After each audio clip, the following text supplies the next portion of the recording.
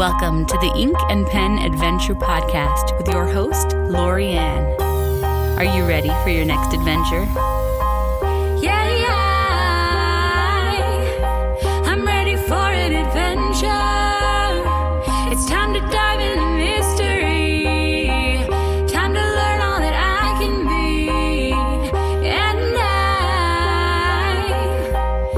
I hear it calling me. I feel my soul is breaking free. I'm laid out with possibility.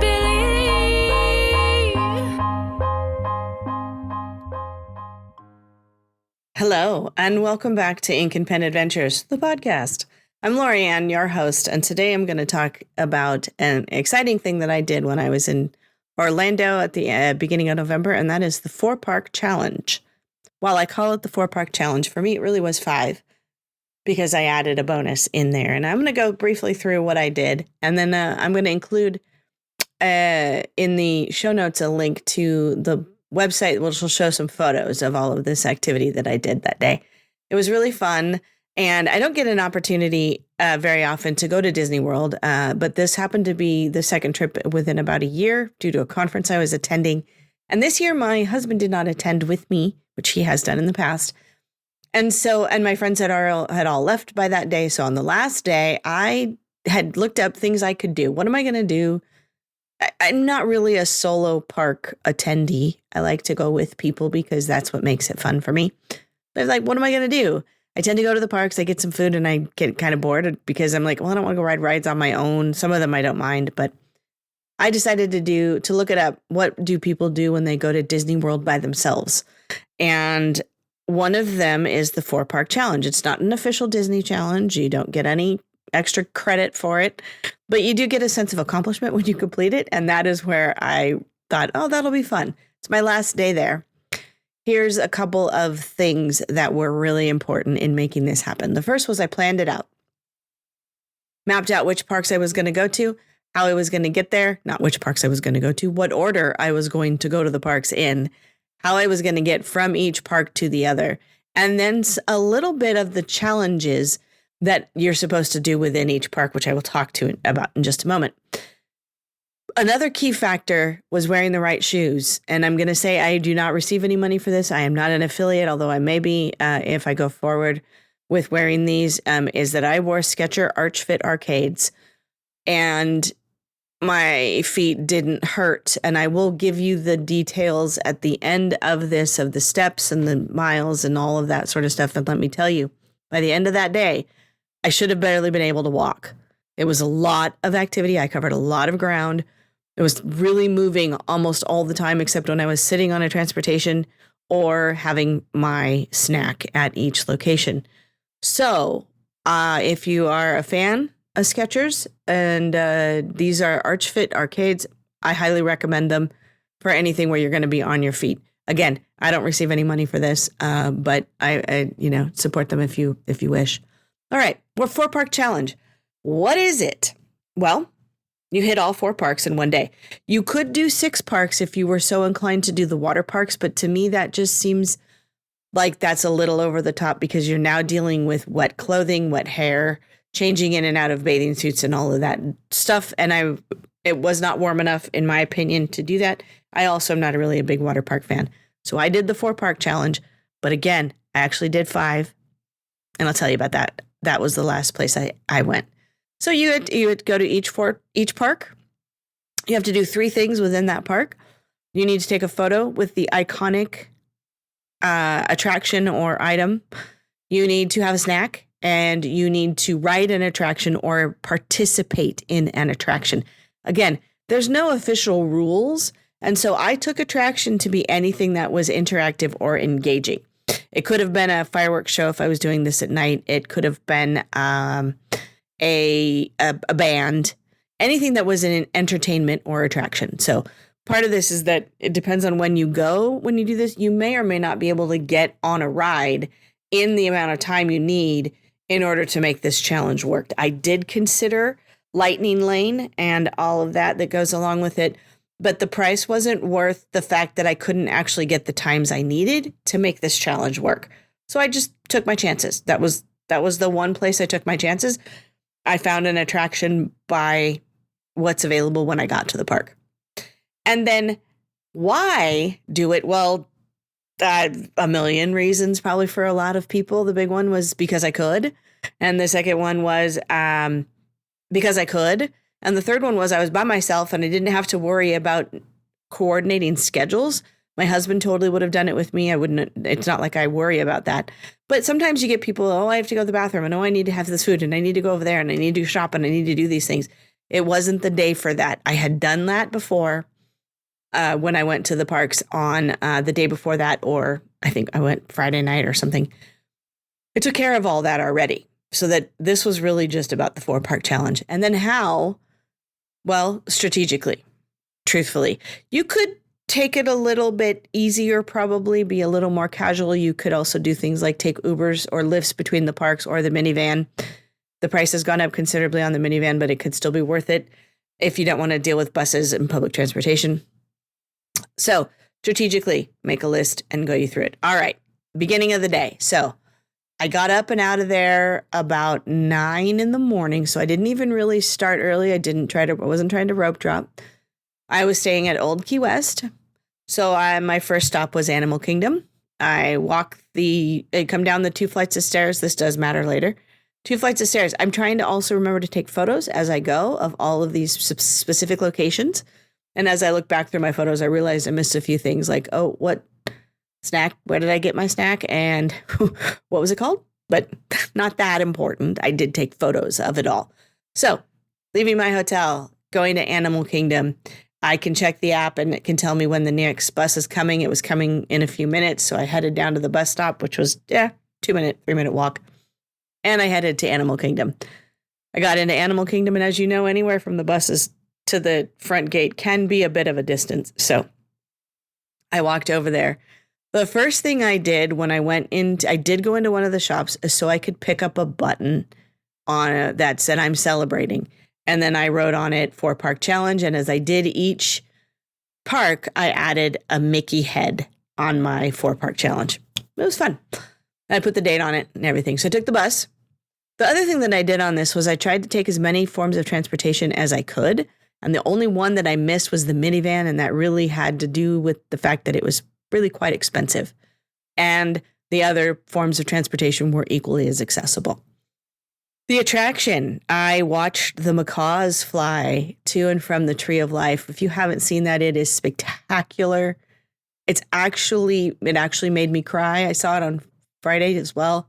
And I saw it again when I did the 4-park challenge, and it was worth every second of it.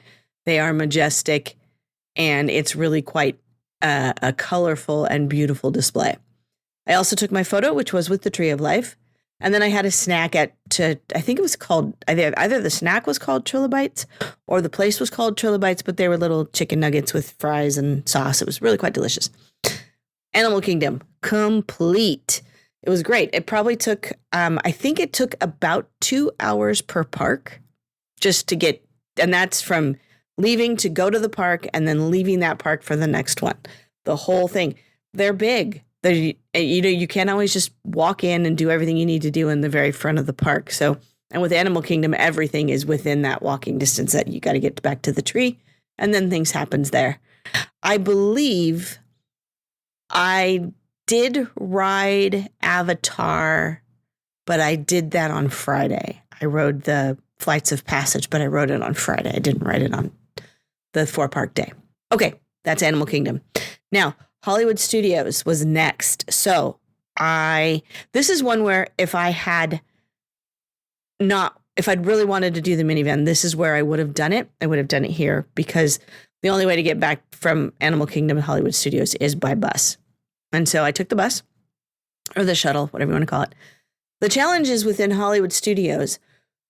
I did the attraction. I rode Tower of Terror because I'm a Californian and we no longer have Tower of Terror here. I decided that would be the ride I really wanted to do so that I could get my, fix in because I do miss the ride a lot. I'm not as huge a fan of Guardians as I was of Tower of Terror. I had a snack at the ice cream shop right outside of Tower of Terror, and I took my photo with Tower of Terror. That was the one. It used to be the hat, which is long gone. And I think you could also do the theater where Mickey and Minnie's is now, but I wanted to do Tower of Terror because, again, it's significant to me. All right, and that was Hollywood Studios. Again, that one was about an hour and a half, just because the Tower of Terror line wasn't as long as I thought it was going to be. All right, so from there, I'm going to head to Epcot. I decided to take the Skyliner. I have never taken the Skyliner. That was very cool. And you take the Skyliner, and then you have to actually change, which I didn't know, and thank God the people in my car did know. And so we took the Skyliner over to Epcot, and that drops you off pretty close to, it drops you off in the back, actually, behind. So if you're coming in from Beach Club and Boardwalk, it drops you off back there, and you come in that entrance over in the World Showcase, which was great because I was planning to go to the World Showcase, but I did go up to Spaceship Earth in order to do my photo.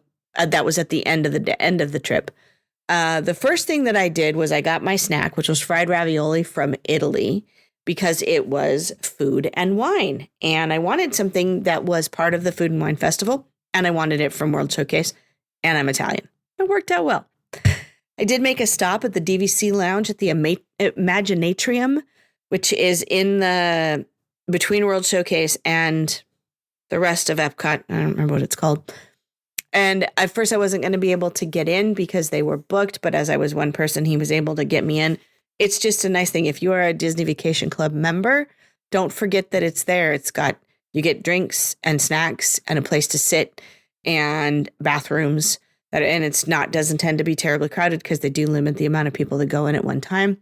And it's really quite fun. So that was a nice little bonus. I did also have snacks there, but my official snack was the fried ravioli.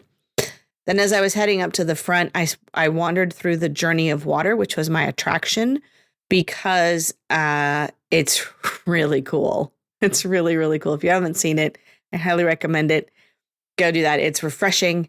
It was a little crowded, and there were some young people, we'll call them children, that were being a bit excited.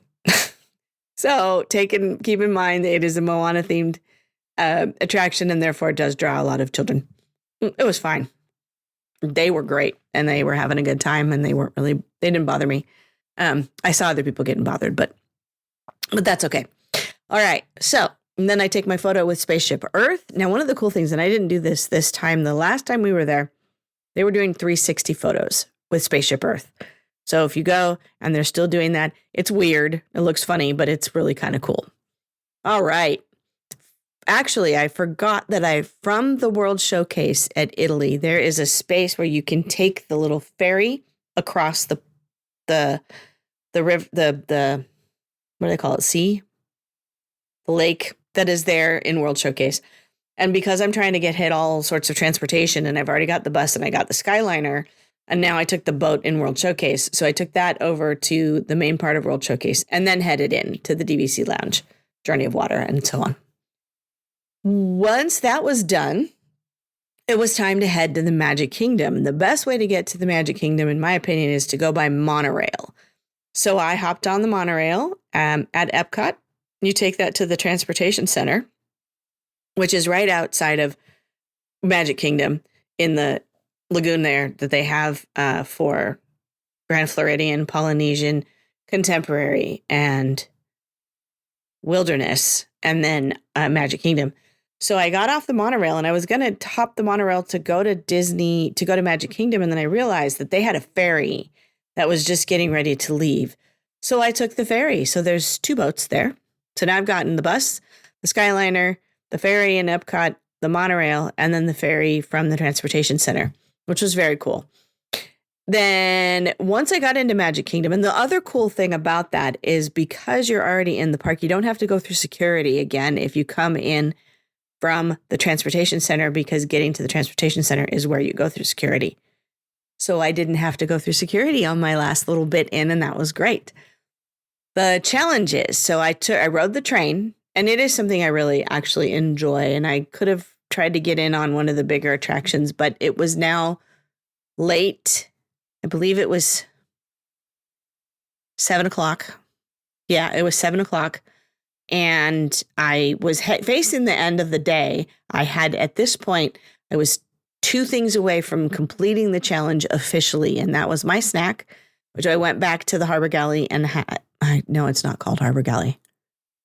I don't remember what it's called, but it's in Liberty Square. And I had the lobster roll. And then I headed back out to the front and I took a photo with the castle as the official photo. And I wandered around. It was beautiful. It was already decked out, getting decked out for the holidays. They had just finished Halloween a couple of days before. And I don't know if you know this about Disney World, but they overnight transform a lot of the parks for the initial holiday decorations. And then they add more throughout the time. And as they get closer to December, they add even more, like the trees in the hotels and whatnot. But they had already started to deck it out for the holidays. So I took some photos and wandered around a little bit as I headed back out to the front. Now, that's the 4-park challenge. I was done with that by about 8 p.m. So we are talking 10 hours so far, 10 or 11 hours so far.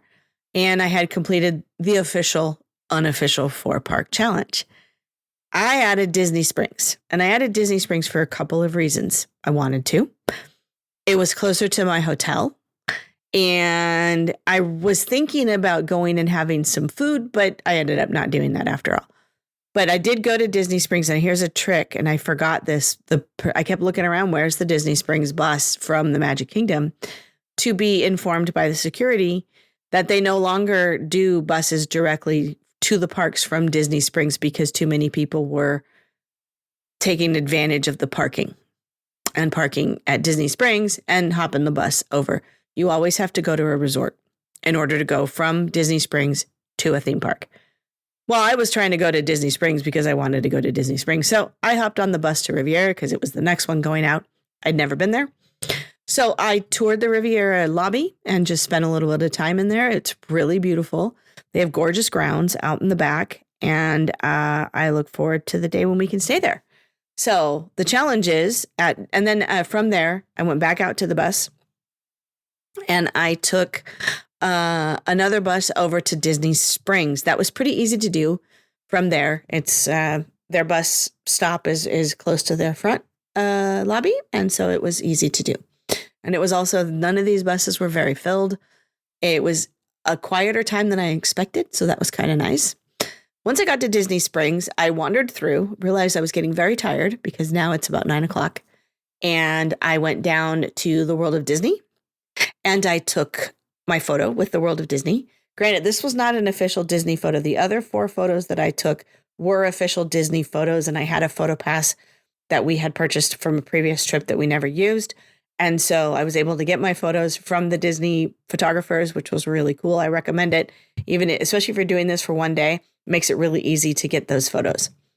Then I took a photo of the balloon. There's a really cool balloon that's there. As I was heading out, I was going to shop. I was going to do a bunch of stuff, and I really couldn't. I think I went to Basin and bought a couple of shampoo bars because that's what I was there. Really, that's what I was there for. So then I remembered that I can take a boat to Old Key West from Disney Springs. We have walked across there's a bridge that takes you to Saratoga Springs. We have done that before when we stayed at Saratoga. This was our first time staying at Old Key West, and it was very, very cool. I liked it a lot. I was able to take the boat, and that drops you off right at the main hospitality house. And then from there, I actually had to take a shuttle out to my building for my room because it was pretty far from the main area. And so I took the shuttle to my room. I walked those last 2 minutes or 3 minutes down and then up 2 flights of stairs. Another thing to know about Old Key West is only 2 or 3 buildings have elevators to their upper floors. So if you need an elevator for access, just let them know and they will do what they can to accommodate you. And I think if you look for accessible rooms and you look for wheelchair accessible rooms, if you're going to stay there, I believe that gets you into the right building with an elevator, or they put you on the first floor, which is also an option. And at the end of that day, 2 flights of stairs later, which wow, that's kind of, it's an interesting thing. And it was unexpected. I hadn't realized that was the case. So here are the stats that I had from my 4-park challenge +1 is what I call it. 4 parks in one day. It took me 12 hours, I walked 21,355 steps for a total of 7.8 miles. I took 100 Disney photos. I took 244 phone photos, 4 snacks, 4 attractions, 4 main photos, plus Disney Springs, and that was all in one day. It was fun. I would love to do it again with my family. I think my granddaughter would really appreciate it when she gets older.